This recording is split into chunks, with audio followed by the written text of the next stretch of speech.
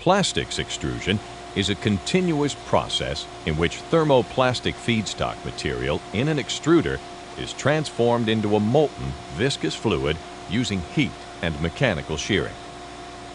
This thermoplastic fluid is then forced through a die opening where it is shaped and cooled into solid form. These forms include bar and rod, tube and pipe, or profiles such as angles and other cross-sections. Flat products such as sheet and plate. Flexible film for bags and packaging. Monofilaments and wiring insulation. Thermoplastic feedstock is fed to the feed barrel from the hopper. Hoppers are typically vacuum-fed automatically, but may be filled manually. As the feedstock enters the feed barrel, it is driven forward by the rotation of the screw.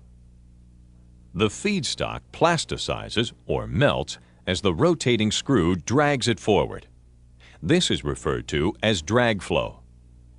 Drag flow causes the thermoplastic molecules to slide over each other, creating frictional heat, which melts the material. External heating bands provide additional heat to the feed barrel, bringing the material to its final temperature. Two of the principal plastic extrusion processes are profile extrusion and blown film extrusion.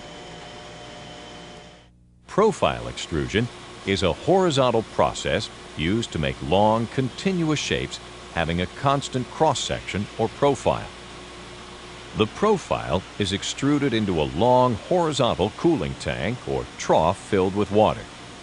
This water cools and solidifies the extruded plastic as it exits the die. At the end of the cooling tank, haul-off rolls pull the profile away from the die at a uniform controlled speed. As the profile is pulled through the haul-off rolls, a cutter shears it to the required length for further processing. Some profiles are difficult to extrude because of shrinkage and the flow characteristics of the plastic. Typically, generous internal and/or external corner radii are used to minimize these concerns.